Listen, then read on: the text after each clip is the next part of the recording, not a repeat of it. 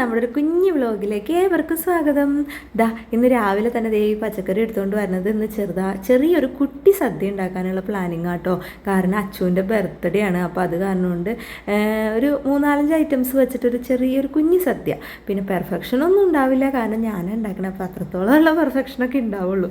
അപ്പോൾ രാവിലെ തന്നെ ഞാൻ എഴുന്നേക്കണതിൻ്റെ ഒപ്പം തന്നെ കുട്ടീസ് എഴുന്നേറ്റ് കഴിഞ്ഞാൽ എൻ്റെ ഒരു പരിപാടി നടക്കില്ല. അപ്പോൾ അത് കാരണം കൊണ്ട് ഇന്നലെ ഒരു അത്യാവശ്യം എല്ലാം ഒന്ന് സെറ്റാക്കി വെച്ചിട്ടാണ് കിടന്നത് കേട്ടോ. കാരണം ക്ലീനാക്കി ഒന്ന് കട്ട് ചെയ്ത് വെച്ചിട്ടാണ് കിടന്നത്. അപ്പോൾ പിന്നെ രാവിലെ വല്ലാണ്ട് ടെൻഷൻ അടിക്കേണ്ട, ആയിക്കോളും. കാരണം ഇവർ ഒപ്പം എഴുന്നേറ്റ് കഴിഞ്ഞാൽ എങ്ങാനും ഇവർ വാശിയാണെന്നുണ്ടെങ്കിൽ ഒന്നും നടക്കൂല.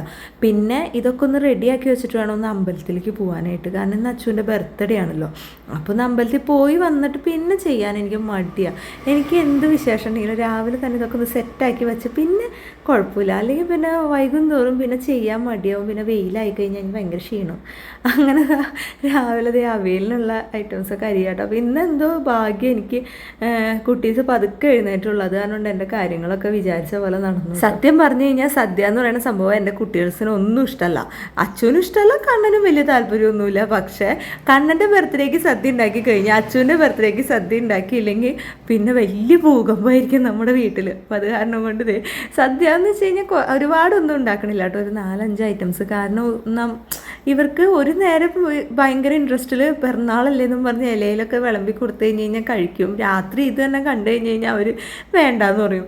അപ്പോൾ പിന്നെ അധികം ഉണ്ടാക്കണില്ല, കുറച്ച് ഉണ്ടാക്കണുള്ളൂ. അങ്ങനെ എന്തോ ഭാഗ്യം ഗൗരി എഴുന്നേക്കാൻ വൈകിയ കാരണം കൊണ്ട് 8:30 ആകുമ്പോഴേക്കും എൻ്റെ ഐറ്റംസൊക്കെ റെഡി ആയിട്ടോ. അത് മത്തങ്ങയും പയറും, എരിശ്ശേരി, ക്യാബേജ് തോരൻ, അവിയൽ, പിന്നെ സാമ്പാർ, പിന്നെ ഒരു ഐറ്റം കൂടി ഉണ്ടാക്കിയിട്ടുണ്ടായിരുന്നു, കുമ്പളങ്ങയും പയറും ഓലൻ. അപ്പോൾ ഇത്ര ഐറ്റംസ് ഉണ്ടാക്കിയുള്ളൂ കേട്ടോ, കൂടുതലൊന്നും ഉണ്ടാക്കിയില്ല. അങ്ങനെ പാചകം വിചാരിച്ച പോലെ വേഗം നടന്നു. അപ്പോൾ ഇനിയാണ് ഈ യഥാർത്ഥ പണി കിടക്കുന്നത്. എനിക്ക് ഒട്ടും ഇഷ്ടമല്ലാത്ത പണിയാട്ടോ. ഇനി മൊത്തം ക്ലീനിങ്ങും ഈ പാത്രങ്ങളും മൊത്തം കഴുകി വെച്ചിട്ട് വേണം കുട്ടീസിനെയും കൊണ്ട് അമ്പലത്തിൽ പോകാനായിട്ട്. അങ്ങനെ ഇതാണ് ഏറ്റവും വലിയ പണി. അങ്ങനെ അമ്പലത്തിൽ പോകാൻ പോവാണ്. Okay, bye, see U.